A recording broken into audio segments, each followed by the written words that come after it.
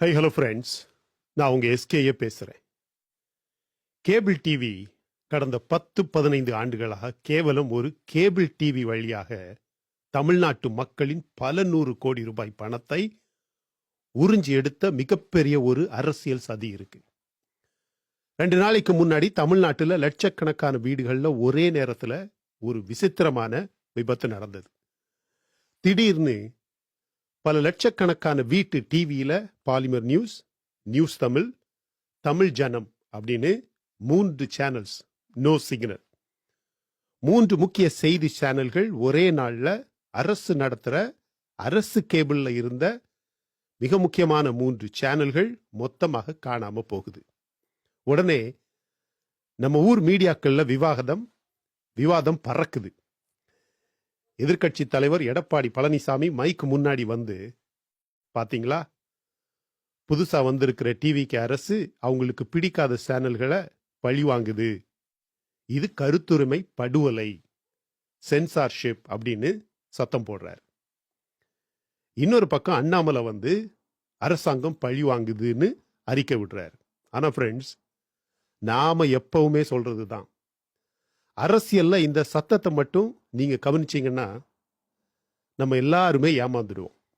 நாம எப்பவும் கதவை திறந்து உள்ள போய் ரியல் நம்பர்ஸ் பார்க்கணும், டேட்டாவை பார்க்கணும், டெக்னிக்கல் உண்மைகளை ஆராய்ந்து பார்க்கணும். ஏன்னா இந்த விவகாரத்தோடைய ஆணி வேற, அதாவது அடிப்படை காரணத்தை நீங்க எடுத்து பார்த்தீங்கன்னா அந்த நம்பர்ஸுக்கு பின்னாடி, அந்த நம்பர்ஸுக்கு உள்ளேயே கடந்த 10-15 ஆண்டுகளாக தமிழ்நாட்டு மக்கள் பணத்தை ரத்தம் போல உறிஞ்சி எடுத்த ஒரு அட்டை மாதிரி, காட்டுல இருக்கக்கூடிய அட்டை மாதிரி உறிஞ்சி எடுத்த ஒரு மிகப்பெரிய உள்கட்டமைப்பு சதி, ஒரு இன்ஃப்ராஸ்ட்ரக்சர் டிராப் இதுக்கு பின்னாடி ஒளிஞ்சிருக்கு. இன்னைக்கு நாம இந்த வீடியோல எந்த ஒரு அரசியல் சார்பும் இல்லாம வெறும் டேட்டா, கான்ட்ராக்ட்ஸ் மற்றும் தொழில்நுட்ப உண்மைகளை பயன்படுத்தி இந்த உள்கட்டமைப்புக்கு, இந்த இன்ஃப்ராஸ்ட்ரக்சர் பிணை கைது விவகாரத்தின் பின்னாடி இருக்கக்கூடிய பகீர் உண்மைகளை அக்குவேரா ஆணிவேரா பிரிக்க போறோம். அதனால இந்த வீடியோவின் இறுதியில உங்க எல்லாருக்குமே ஆச்சரியப்படக்கூடிய அளவுல மிகப்பெரிய ஒரு ரகசியம் இருக்கு. கடைசி வரைக்கும் பாருங்க. ஏன்னா இன்னைக்கு நாம பார்க்க போற கணக்கு உங்க டிவியோட சிக்னலை பற்றியது மட்டும் கிடையாது, நம்ம வரி பணத்தை பற்றியது. தமிழ்நாட்டில் அரசுக்கு சொந்தமான அரசு கேபிள் டிவிக்கு கீழே தற்போதைக்கு இருக்கக்கூடிய கணக்குப்படி சுமார் 14 முதல் 15 லட்சம் செட்டாப் பாக்ஸஸ் தமிழ்நாடு முழுவதுமாக பயன்பாட்டில் இருக்கு. இப்ப எதிர்கட்சிகள் சொல்ற மாதிரி, இந்த இபிஎஸ் எடப்பாடி பழனிசாமி சொல்ற மாதிரி, அண்ணாமலை சொல்ற மாதிரி, முதலமைச்சர் விஜய் தலைமையிலான புதிய அரசு அவர்களுக்கு பிடிக்காத சேனல்களை சரியாக கணக்கு பார்த்து பிடிச்சு அதனுடைய சிக்னலை துண்டிச்சிருந்தா இந்த 15 லட்சம் வீடுகள்லையும் ஒரே நேரத்தில் ஒரே நொடியில சிக்னல் துண்டிக்கப்பட்டிருக்கணும். ஆனா நடந்தது என்ன தெரியுமா? நடந்த உண்மை என்ன தெரியுமா? மதுரையில ஒரு குறிப்பிட்ட சேனல் கட் ஆயிருக்கு, திருச்சியில இன்னொரு சேனல் வரல, கோயம்புத்தூர்ல 3வது சேனல் பிளாக் ஆயிருக்கு. வெவ்வேறு இடங்கள்ல வெவ்வேறு நேரங்கள்ல வேற வேற சேனல்ஸ் பேட்ச் பை பேட்சா சிக்னல் துண்டிக்கப்பட்டிருக்கு. அப்படின்னா என்ன அர்த்தம்? இது அரசாங்கம் நேரடியாக செஞ்ச ஒரு டைரக்ட் சென்சார்ஷிப் கிடையாது. அப்போ இதுக்கு பின்னாடி இருக்கக்கூடிய உண்மையான சூத்திரதாரி யார்? அதுதான் இன்னைக்கு தமிழ்நாடு முழுவதுமாக இருக்கக்கூடிய நம்மள மாதிரியான சாதாரண மக்கள் கேட்கக்கூடிய கேள்வி. இங்கதான் நாம ஒரு மிக முக்கியமான தொழில்நுட்ப ஒப்பந்தத்தை எல்லாருமே புரிஞ்சுக்கணும். அதுதான் CAS, அதாவது conditional access system. Edappadi Palaniswami இதை பற்றி பேசினாரா? உங்க மிகப்பெரிய மூத்த அறிவாளி அண்ணாமலை இதை பற்றி பேசினாரா?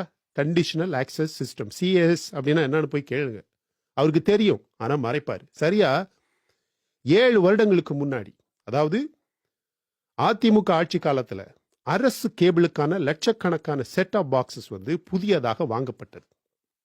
7 வருடங்களுக்கு முன்னாடி முதலமைச்சர் யாரு? இதே இந்த எடப்பாடி பழனிசாமி. அப்ப ஒரு விசித்திரமான, ஆனா ஒரு மிக முட்டாள்தனமான ஒப்பந்தம் கையெழுத்தாகுது.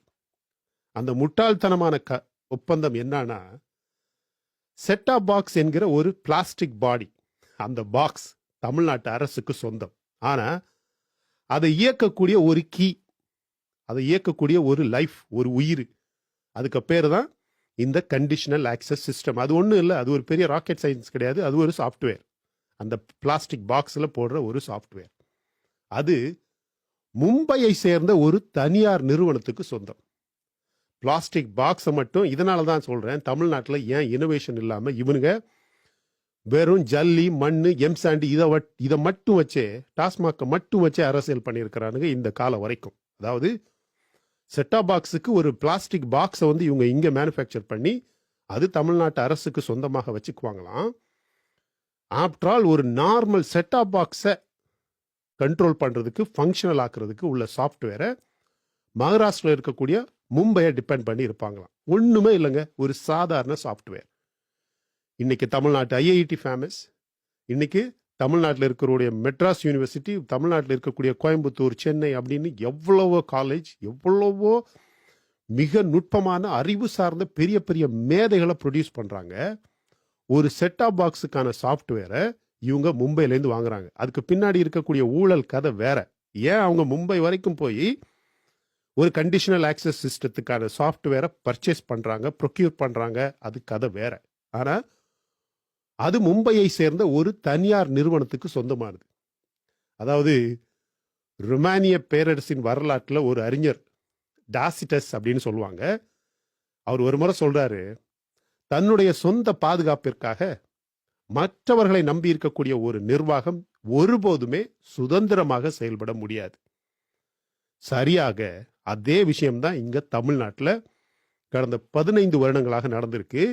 இது எடப்பாடி பழனிசாமி, ஸ்டாலின் மட்டும் செஞ்ச விஷயம் கிடையாது. அதுக்கு முன்னாடியே என்ன நடந்திருக்குன்னு நான் வர்றேன் பாருங்க.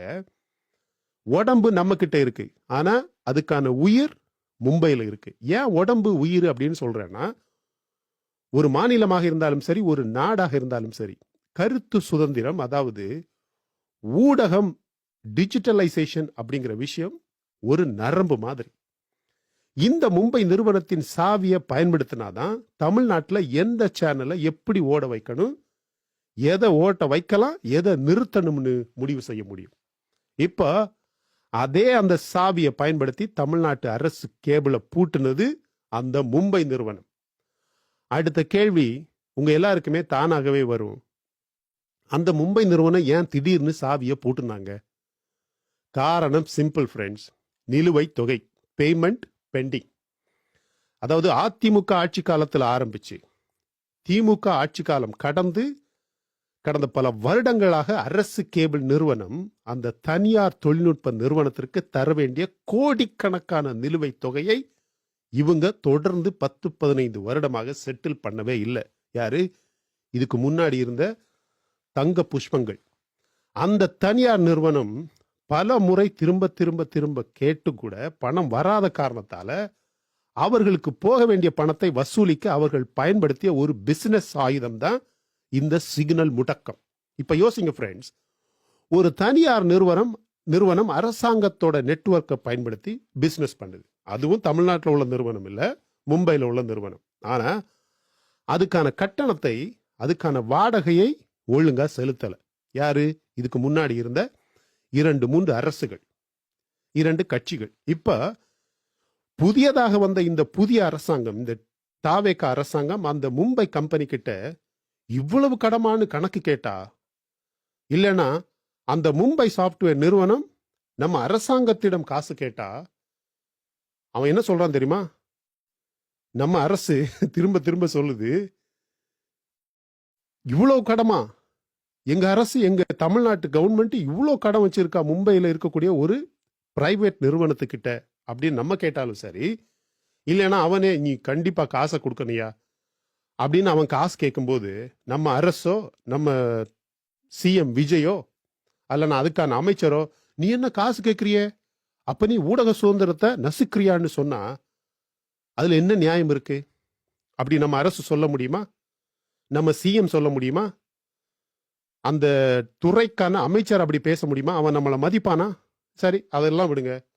புதிய தாவேக அரசு ஏன் உடனடியாக அந்த பணத்தை கொடுத்து அந்த மும்பை நிறுவனத்துக்கு பல 100 கோடி ரூபாய் அந்த கணக்குக்கு வருவான், சரி, தாவேகா அரசு ஏன் உடனடியாக அந்த பணத்தை கொடுத்து இந்த சிக்கலை தீர்க்கக்கூடாதுன்னு நீங்க கேட்பீங்க. அங்கதான் இருக்கு ஒரு மிகப்பெரிய தர்ம சங்கடம் ஃப்ரெண்ட்ஸ்.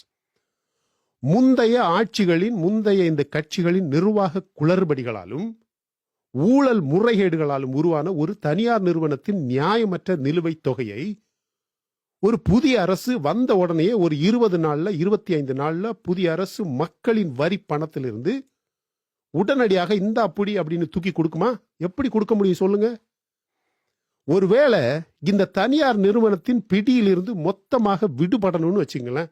எதுக்கு நம்ம மும்பையில் உள்ள ஒருத்தனுக்கு நம்ம தமிழ்நாட்டு பணத்தை கொண்டு வாரி இறைக்கணும்? நம்ம நாட்டில் இல்லாத நம்ம தமிழ்நாட்டில், நம்ம சென்னையில், நம்ம கோயம்புத்தூர்ல, நம்ம தஞ்சாவூர்ல, நம்ம கும்பகோணத்தில், நம்ம கன்னியாகுமரியில் இல்லாத தொழில்நுட்பமா, இனோவேஷனா, கம்ப்யூட்டர் சயின்ஸா, ஏன் இன்ஜினியர்ஸா அப்படிங்கிற ஒரு கேள்வியை பயன்படுத்தி ஒருவேளை இந்த தனியார் நிறுவனத்தின் பிடியிலிருந்து மொத்தமாக விடுபடணும் அப்படின்னு வச்சுக்கோங்களேன்.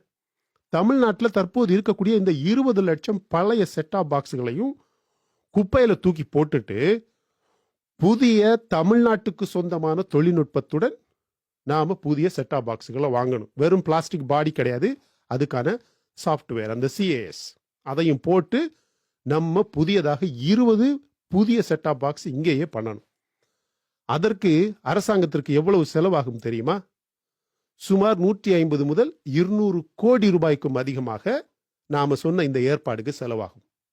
எனவே முந்தைய ஆட்சிகள் வச்ச வெடி இது.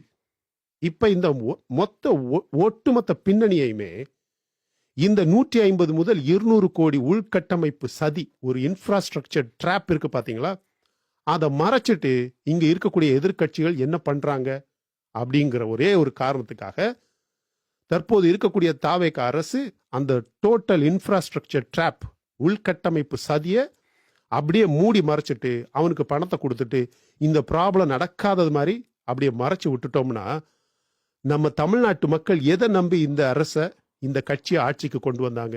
CM விஜய் அவர்களை ஆட்சிக்கு கொண்டு வந்தாங்க. அப்போ அந்த மக்களின் வரி பணத்தை ஒரு 200, 250, 300, 400 கோடி ரூபாயை யாருக்கிட்ட இதை பத்தி பேசாதீங்கப்பா, அவன் கேட்கறானா, சரி பணத்தை கொடுத்துருங்க அப்படின்னு கொடுக்க முடியுமா? இங்க பாருங்க, இது எல்லாத்தையும் மறைச்சிட்டு இப்ப இங்க இருக்கக்கூடிய எதிர்க்கட்சிகள் என்ன பண்றாங்க? தன்னுடைய அரசியல் இருப்புக்காக, பொலிட்டிக்கல் சர்வைவல், ஒரு பிரச்சனையின் ஆணி வேற ஆராயாமல், அனலைஸே பண்ணாம கூச்சல் போடுறானுங்க. எடப்பாடி பழனிசாமி இன்னைக்கு பிரஸ் ஃப்ரீடம் பற்றி பேசுறாரு. நான் ஒரு வரலாற்றில் நடந்த உண்மையை சொல்றேன், நீங்க போய் ஊடகங்கள்ல பாருங்க. 2017ஆம் ஆண்டு இதே இந்த எடப்பாடி பழனிசாமி முதலமைச்சராக இருந்தப்ப என்ன நடந்துச்சு தெரியுமா ஃப்ரெண்ட்ஸ்? RK நகர்ல ஒரு இடைத்தேர்தல் நேரம், ஒரு மெயின் எலெக்ஷன் கிடையாது, ஒரு இடைத்தேர்தல் டைம்ல தமிழ்நாட்டில் இருந்து ஒரு முன்னணி சேனல்